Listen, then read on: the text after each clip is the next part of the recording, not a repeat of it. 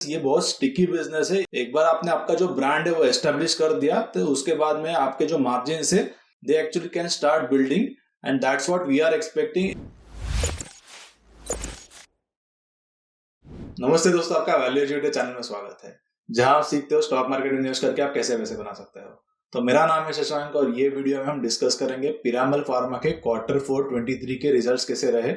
वरुण आज मेरे साथ है।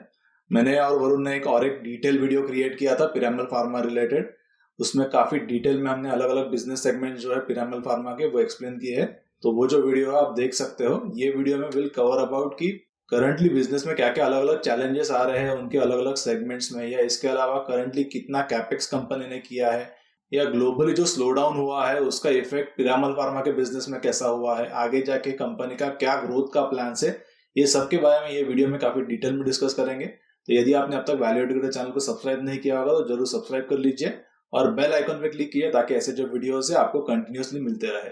सो let's first start with the company के करंटली रेवेन्यूज कैसे रहे FY23 में compare to last few years, और इसके अकॉर्डिंगली उन्होंने प्रॉफिटेबिलिटी कैसा पोस्ट किया है। So Varun, let's start with the financial first.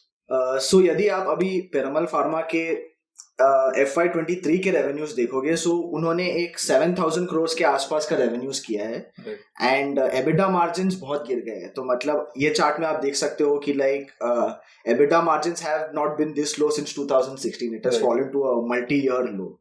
So the revenues also आप देखोगे तो सिर्फ 8% ग्रोथ किया है उन्होंने लास्ट ईयर FY22 के रेवेन्यूज के ऊपर। सो इसके काफी सारे रीजंस हैं विच we have already discussed in the previous video which we did for Q3, right. But you know a lot of those issues still exist today and उसके बारे में हम थोड़ा डिटेल में डिस्कस करेंगे। बट बिफोर दैट हम लोग एक रिफ्रेशर ले लेते हैं कि लाइक पिरामल फार्मा का बिजनेस क्या है और उसमें क्या क्या सेगमेंट्स हैं। राइट, तो यदि आप देखो तो पिरामल फार्मा में जनरली 3 अलग अलग सेगमेंट्स है, उसके बारे में लेट्स डिस्कस थोड़ा इन डिटेल एंड देन ये क्वार्टरली के रिजल्ट्स कैसे रहे एंड आगे जाके उनका क्या प्लान है पिरामल फार्मा का। इसके रिलेटेड उन्होंने एक राइट्स इशू भी प्लान किया है अबाउट 1050 करोड़ का, तो उसके बारे में डिस्कस करेंगे। So Varun, let's start with initially कि क्या क्या बिजनेस सेगमेंट्स है, एक ओवरव्यू लेते हैं and let's continue with the current quarters के क्या अपडेट्स है। सो यदि आप पिरामल फार्मा का बिजनेस देखोगे तो उसमें 3 मेजर वर्टिकल है। पहला वाला CDMO है, सेकंड वाला उनका कॉम्प्लेक्स हॉस्पिटल जेनेरिक्स का बिजनेस है और थर्ड वाला उनका इंडियन कंज्यूमर हेल्थ केयर का बिजनेस है। तो CDMO इज अ बिजनेस जहां पे वो इनोवेटर्स के लिए मैन्युफैक्चरिंग करते हैं ऑन पैटेंट मॉलिक्यूल्स। इसके अलावा वो जेनेरिक ड्रग्स भी मैन्युफैक्चर करते हैं on a contract basis and थोड़ा उनका API और विटामिन्स एंड मिनरल्स का भी पोर्टफोलियो है। सो FY23 में CDMO ये वर्टिकल ने 57% रेवेन्यू को कंट्रीब्यूट किया था उनका जो सेकंड वर्टिकल है जो कॉम्प्लेक्स हॉस्पिटल जेनेरिक्स है, यहाँ पे कंपनी पेन मैनेजमेंट और एनेस्थीसिया में है मेनली। सो अभी आप देखोगे तो जो इनहेलेशन एनेस्थीसिया है, जो लाइक पेशेंट का सर्जरी करने से पहले जो इनहेलेशन एनेस्थीसिया देते हैं पेशेंट्स को, तो वो वाले ड्रग्स मैन्युफैक्चर करती है। इसके अलावा इंजेक्टेबल एनेस्थीसिया भी मैन्युफैक्चर करती है एंड उनका एक इंट्राथिकल का भी पोर्टफोलियो है जो स्पाइनल इश्यूज के लिए होता है। FY23 में ये वर्टिकल ने अबाउट 32% कंट्रीब्यूट किया था उनके रेवेन्यूज को। एंड उनका जो थर्ड वर्टिकल है जो इंडियन कंज्यूमर हेल्थ केयर है, this is a FMCG type business. So Indian consumer health care जो बिजनेस है उनका, इसमें they make a lot of OTC products like they have a lot of power brands like Saridon, then they have Lactocalamine, Tetmosol करके एक soap है, आईपिल है, Littles करके एक ब्रांड है। So these are basically OTC products that the company markets and sells. So अभी आप देखोगे तो FY23 में ये वर्टिकल ने अबाउट 12% कंट्रीब्यूट किया था उनका रेवेन्यू में। एंड ये मोस्टली प्रोडक्ट सेगमेंट में उनके काफी अलग अलग ब्रांड्स है, बट ये सेगमेंट में कंपनी करंटली कोई प्रॉफिट नहीं बना रही है। कंपनी का स्ट्रेटेजी ये है कि जो भी अर्निंग्स या उनको रेवेन्यूज आएंगे that they will reinvest again back into the business for the growth of the business in future. तो टिल नाउ ये सेगमेंट में कंपनी कोई हाईली प्रॉफिटेबल नहीं है, but if you check with the other branded players like Abbott हो गया या बाकी जो बड़े बड़े ब्रांड्स है फार्मास्यूटिकल इंडस्ट्री में, तो वो सेगमेंट में उनके जो EBITDA मार्जिन है that are at least more than 25 to 30%। But ये तभी होगा once the company will reach to that scale. तो पिरामल भी वही स्केल में जाने का वो बेसिकली अभी ट्राई कर रहे हैं। Let's see what happens with the future. Continuously आप देखोगे तो ये सेगमेंट में ग्रोथ ही आया है इन पास्ट फ्यू ईयर्स, जिसके बारे में हम आगे जाके डिस्कस करेंगे। और हम कंपनी के अलग अलग सेगमेंट्स देखते हैं तो उसमें से जो CDMO का सेगमेंट है वो एक असेट हेवी सेगमेंट है। इसमें उनके अलग अलग प्लांट्स है और इसके कंपैरिजन में हम दूसरे दो सेगमेंट्स देखेंगे, कॉम्प्लेक्स हॉस्पिटल जेनरिक्स एंड जो इंडियन बिजनेस सेगमेंट है वो जनरली कॉन्ट्रैक्ट मैन्युफैक्चरिंग पे वो वर्क करता है और यहाँ पे उनके मेजर इन्वेस्टमेंट्स वो नहीं करते।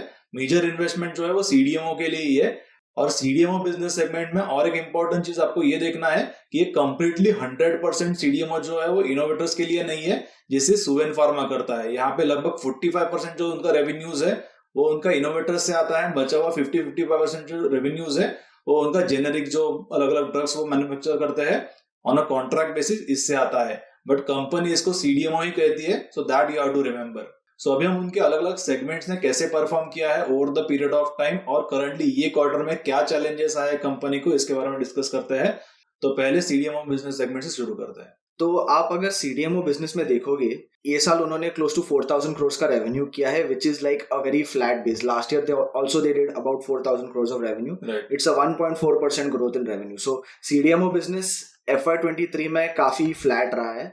आप क्वार्टरली रेवेन्यू भी देखोगे सीडीएमओ का, so it is about 1300 crores के आसपास, which is also 2.8% decline over Q4 of FY22। सो इसके क्या क्या रीजंस है कंपनी ने बताए हैं। मेजरली क्या हुआ है कि जो Q3 में हमने इश्यूज डिस्कस किए थे वो अभी भी है बिजनेस में। जैसे कंपनी ने बोला था कि innovators are taking a lot of time to make their decision on which molecules they want to take forward in the clinical trials. So that is causing some delay because of like the macroeconomic factors, and funding has become hard to come by. So like अभी आप पिरामल के case में देखोगे तो उनका Suven pharma जैसा business नहीं है जहाँ पे 90% of their revenues comes from big pharma. They have a huge percentage of their revenue which comes from emerging startups. And अभी का जो macroeconomic environment है तो उनके जो biotech startups है उनको funding मिलना अभी मुश्किल हो गया है. So there is that issue that they are facing. So there has been a slowdown in demand for their for their CDMO business. Similarly, हमने ग्लैंड फार्मा के केस में भी देखा था कि जिसमें उनका मेजर डिपेंडेंसी जो है वो यूएस मार्केट्स में है. They are not majorly into the CDMO based innovators, but if you take the biotech companies तो काफी जो क्लाइंट्स है उनके एक जो क्लाइंट था वो तो एक्चुअली बैंकरप्ट हो गया. So there is a huge headwind currently which is going on into the US market because of pricing pressure. China यदि आप देखो तो चाइना रीस्टार्टेड है, उसके वजह से भी काफी यहाँ पे प्राइसिंग पे प्रेशर आ रहा है due to competition side. So let's understand now कि पिरामल के अलग अलग बिजनेस सेगमेंट में क्या चैलेंजेस कंपनी करंटली फेस कर रही है. सो अभी आप देखोगे तो like if you look at the revenue from manufacturing of on patent commercial molecules, तो इन FY22 ये 56 मिलियन का रेवेन्यूज उन्होंने कमाया था from manufacturing on patent molecules. Commercial manufacturing of on-patent molecules. They had about 19 products which they had commercialized, which in FY23 ये 52 million हो गया है. तो मतलब there has been a degrowth in the innovative part of the business as well. So it is not just the generic business of the company that has been hit, it is also the innovative side of the business. Right. The other thing is कि CDMO it's a very high fixed cost business. तो यहाँ पे एक operating deleverage भी play हुआ है जहाँ पे ये सब ये जो ऑन पैटेंट मॉलिक्यूल्स होते हैं वो यूजुअली बहुत हाई मार्जिन के होते हैं, एंड उसका जब रेवेन्यू डीग्रोथ हुआ है तो कंपनी का प्रॉफिटेबिलिटी को बहुत ज्यादा हिट हुआ है. तो ये केस में यदि आप देखोगे तो they got hit due to two reasons. First thing is revenue mix में चेंज हुआ है. जो ऑन पेटेंटेड मॉलिक्यूल्स के रेवेन्यूज लास्ट ईयर में आते थे उसके कंपैरिजन में ये ईयर में वो रिड्यूस हुआ है. इसी वजह से उनके मार्जिन भी आप देखोगे तो रिड्यूस हुए हैं. एंड इसमें सेकेंड रीजन इज ऑपरेटिंग डीलिवरेज. उसके वजह से भी उनके जो मार्जिन है दे got hit. So apart from that, margins और भी हिट हुए हैं because कंपनी के काफी प्लांट्स यूरोप में हैं एंड उनके लाइक एनर्जी कॉस्ट बहुत स्पाइक हो गए. During the year raw material cost भी बहुत एलिवेटेड थे, तो वहां पे भी उनका प्रॉफिटेबिलिटी थोड़ा हिट हुआ है. और पिरामल फार्मा जैसे जो कंपनीज है उनके मोस्ट ऑफ द जो प्लांट्स है वो आउट ऑफ इंडिया में है और इसीलिए उनका जो डेट है टोटल लगभग 4,500 करोड़ का डेट है. इसमें से लगभग 70% का जो डेट है वो उनका आउट ऑफ इंडिया का डेट है. तो जब भी करेंसी रिलेटेड फ्लक्चुएशंस आते हैं या जो वोलेटिलिटी आता है तो उसके रिलेटेड जो लॉस होता है that also they have to show on the P&L statement. तो जो कंपनीज का इंटरनेशनल डेट होता है वी हैव टू अंडरस्टैंड कि यहाँ पर उनके P&L में भी इफेक्ट होता है.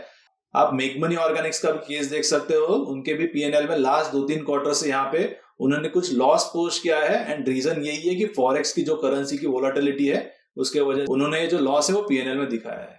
Another reason कि मार्जिन उनका गिरा हुआ है is because of employee costs. So आप देखोगे तो employee costs have been higher by 17% year on year. And यहाँ पे क्या हुआ है कि पिरामल ने बोला है कि they have hired 650 employees net during the year. So क्या हुआ है कि एक तो पिरामल के पास ऑलरेडी एट्रिशन का प्रॉब्लम था, so to replace those positions they had to hire a lot more employees. And the other thing is that they have a lot of capex that is coming online, which we will discuss shortly. And to operate those capacities, they have done a lot of hiring.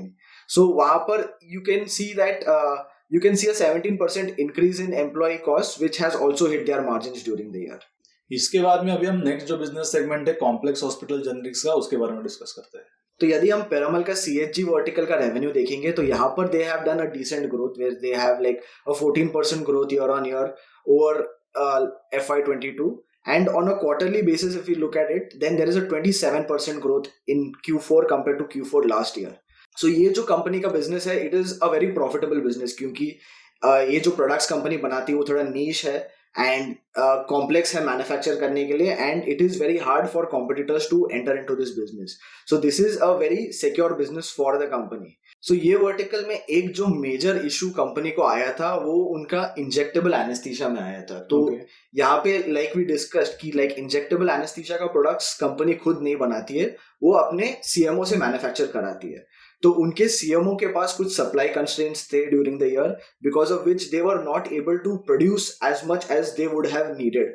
The demand for these products was much more than the supply. The problem was that the company was constrained, they were not able to supply as much as they would have liked. But उन्होंने बोला है कि they are working with their CMO and Q4 में they have already seen better traction in production during the year, and they are expecting it to improve over the next few quarters. एक problem और आया था CHG business में ये quarter में, जहां पे उनको प्रोविजन करना पड़ा था for their products which are near to expiry. अभी जो आप देखोगे जो एनेस्थीसिया के प्रोडक्ट्स है जो सर्जरीज में यूज होते हैं, कोविड के टाइम पे surgeries were stop, so like the company was sitting on a lot of excess inventory which they were not able to move, and now this inventory is close to expiry, so the company is not going to be able to sell them. So इसी वजह से उनको एक provision लेना पड़ा इस products के लिए, एंड ये क्वार्टर में इस सेगमेंट का थोड़ा प्रॉफिटेबिलिटी हिट हो गया उनका. तो अभी हम उनका इंडियन कंज्यूमर बेस्ड जो बिजनेस है उसके बारे में डिस्कस करते हैं after discussing complex hospital generics business segment. So अभी हम उनका ICH बिजनेस देखेंगे तो there is a 16% growth year on year in revenues. So they did about 860 crores of revenues this year compared to 741 last year. And quarterly आप देखोगे तो there is a big decline, there is a 23% decline year on year. Management ने कुछ explicit reason नहीं दिया है इसके लिए. उन्होंने बोला है कि like the power brands are performing well, and in general this segment is doing well. There isn't like a lot of issues that the company is facing with this segment. The only problem with this segment is that it is not contributing to the profitability currently. जैसे हमने पहले discuss किया था कि ये business vertical उनका EBITDA neutral है. Company ने डिसाइड किया है कि till they hit 1000 crores of revenues, they are going to keep investing into the business, and they're going to keep it EBITDA neutral. And once it crosses 1000 crores, they are going to see like the benefits of scale, and we could see some operating leverage play out from this business as well. So currently there hasn't been like a lot of issues on this business, and this business is performing well. But important point two note in this business, ये बहुत sticky business है. एक बार आपने आपका जो brand है वो establish कर दिया तो उसके बाद में आपके जो मार्जिन है they actually can start building, and that's what we are expecting. एक बार कंपनी ने 1000 या 1500 करोड़ के रेवेन्यूज पोस्ट करती है कंपनी, देन उसके अकॉर्डिंगली एक ऑपरेटिंग लेवरेज हमें नजर आ सकता है ये बिजनेस सेगमेंट में. लेट्स सी आगे जाके कंपनी कैसे परफॉर्म करती है. तो अभी हम ओवरऑल डिस्कस करते हैं कि कंपनी को क्या क्या चैलेंजेस आए उनके बिजनेस में, कंपनी ने क्या गाइडेंस दिया है, एंड आगे जाके फ्यूचर में what are the possibilities about the Piramal pharma. So यदि आप देखोगे तो पिरामल फार्मा का main problem as of today is in their CDMO business. Their CHG business and the ICH business are doing relatively well, and there aren't much problems in that business. So what is important to track is how their CDMO business is going to perform, because it is their largest segment and it is what is causing like such a big drag on their profitability.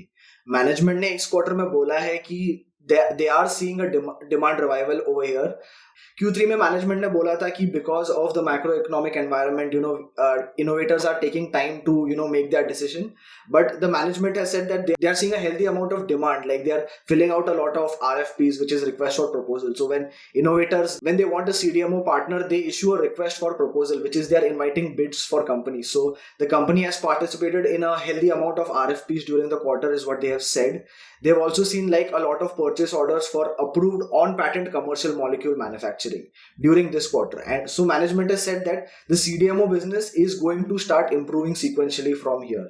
So it is likely that the CDMO business has bottomed out, and yahan se we could see a good revival in this business. The employee expenses jo humne discuss kiya tha, 17% increase, that is not necessarily a bad thing, because the company is seeing like a lot of capex that is coming online. So the management has said ki unke jo niche capabilities hai, things like peptides, ADCs, high potent APIs, high potent injectables, hormonal products, तो यहाँ पे उन्होंने कहा है कि they have seen a lot of demand on this side of the business, and all the capex that they are doing is towards this business only towards their niche capabilities. They are not investing in the generic side of the business as much. They are investing into the Turbhe facility, which is also generic peptides, but that is again a differentiated capability that the company has. So the high employee expenses is a leading indicator that there could be something big coming forward, क्योंकि ये जो expense है वो fixed रहेगा आगे जाके, and यहाँ से जो revenues realize नहीं हुआ है वो जैसे जैसे revenues realize होने चालू होंगे तो कंपनी के margins improve होंगे बेसिकली, क्योंकि उनके जो एक्सपेंसेस है that expenses will be the fix, और इसीलिए जो रेवेन्यू और एक्सपेंसेस का डिफरेंस होगा that will keep on improving going forward, और उनकी प्रॉफिटेबिलिटी एंड मार्जिन जो है वो आगे जाके इंक्रीज हो सकता है. अपार्ट फ्रॉम दैट कंपनी ने अबाउट 965 करोड़ का कैपेक्स किया ये साल. So this capex has gone into their Riverview facility, which is their high potent API facility, तुर्बे facility, which is again their peptide facility, the Grangemouth facility, which is their ADC facility, and Ahmedabad, which is their CRO facility, where they are providing services to like innovators. So they have done a small bit of capex in Ahmedabad also. So इसमें से आप देखोगे तो Riverview, Turbhe and Ahmedabad का capex is online. So FY24 में we can see revenues from this coming forward. Grangemouth, that they have said will come online in the second half of FY24. So that is their ADC facility. So they have done a lot of hiring for Grangemouth as well. And these revenues, as and when they come in, the margins of the company should increase. Apart from that, the major drag on their profitability is the Morpeth site, which is their UK site. Now this plant is sitting in UK, which has a high cost base. And ये facility में company generics भी manufacture करती है, which don't have as high margins as the innovative products.